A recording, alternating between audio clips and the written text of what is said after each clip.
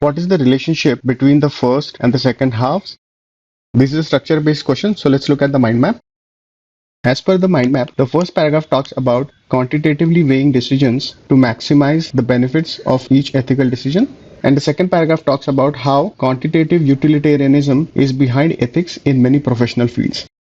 So it can be inferred that the first paragraph talks about an idea and the second paragraph talks about how that idea is applicable to several fields. So we need an answer choice on similar lines. Let's look at the answer choices. Answer choice A useful decision-making technique and drawbacks.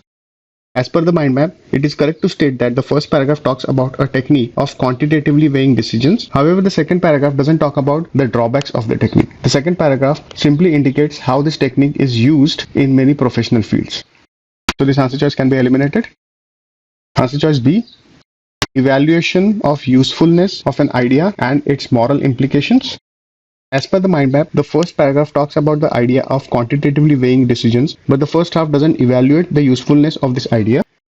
Also, the second half simply talks about how the idea is used in many fields and doesn't talk about the moral implications of the idea. This answer choice can be eliminated. Answer choice C, an idea and evidence to disprove that idea.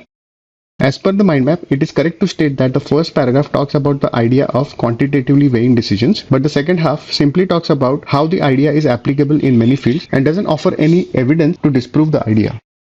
So this answer choice can be eliminated.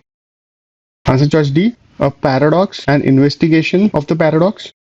As per the mind map, the first paragraph simply introduces the idea of quantitatively weighing decisions. The first paragraph offers no paradox. Also, the second paragraph simply talks about how the idea is used in many professional fields, and the second paragraph doesn't offer any investigation to resolve the paradox. So this answer choice can be eliminated. Answer choice E, a theoretical framework and practical implications.